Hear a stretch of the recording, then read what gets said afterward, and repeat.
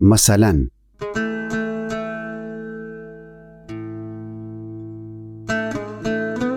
او آدم که فقط خوره دینه الباقیان جا خوره سیوا کنی و اوشن خورم نظران امره مخالفت کنی. نادان آدم حکمت ره هیچ ذره ارزش قائل نیه و فقط دوست ره خوره دانسته بون نشون نما بده. گناه ننگ و رسوایی بجوره وری. دانا آدم گبان اقیانوس منستن جلفیسه و چشم آب منستن گوارا. ایت آدم که گناه بکده بالاخه بیرون امون خورمکار نیه، چون که باعث به ایت آدم که گناه نکده حق لقدمش ببه. نادان آدم گبان باعث به دعوا را دکفه و چوب بخوره. نادان آدم زبان ایت دامی سکی اونه فکشنه حلاکت بر. گب خبر بر آدم گبان خوشمزه لغمیان منی که کیف کدن امره فورسته بی.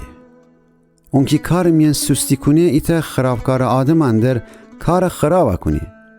خداوند اسم ایت قرص غلعی سکی خورم آدم اونه پناه بره و امن جگا میان ایسه.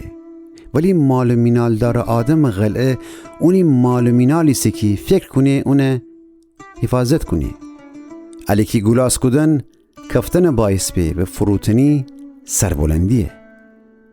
چند در زشت و ننسته بو کاریسی که انسان پیشتر جنگی ایتا گوه بیشته و اونه جواب بده. او وقتی انسان روحیه قوی ایسه ناخوشی تحمل کنه، ولی او بشکفت روحیه کیتنه تحمل بکنه. دانا آدمان همیشه حکمت فگیفتن ره شوق درده و آماده ایست. پیشکش فدن رای انسان ره وکنه و اون مهم آدمان حضور فرسنه. او آدم دیلن که اول دادگاه میان گبزنه شاید درست ببه، ولی ان تا او زماتی سکی او آدم که اونه مقابل ایسه هنو خود دلیلن نورده بی. قرعه دعوای خوسنه و او پر زور حریفان میان دعوای تو ما نکنی. رنج بیده برار دیل بدست آوردن سختر جاییت شهر صاحب بستن ایسه که حسار داره. دوتا برار میان دعوا دکفتن سیوا بستن دیواره چکنی. انسان او گبان آخر پسه دینه که اون دهن جبیرون ایه. مردن و زندگی کدن زبان قدرت میان نه.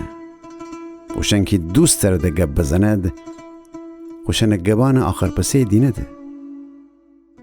ایتا نعمت یفه او وقتی ایتا مرده زن بره و زنه جه خداوند وره اونی ور ایتا برکت ایسه.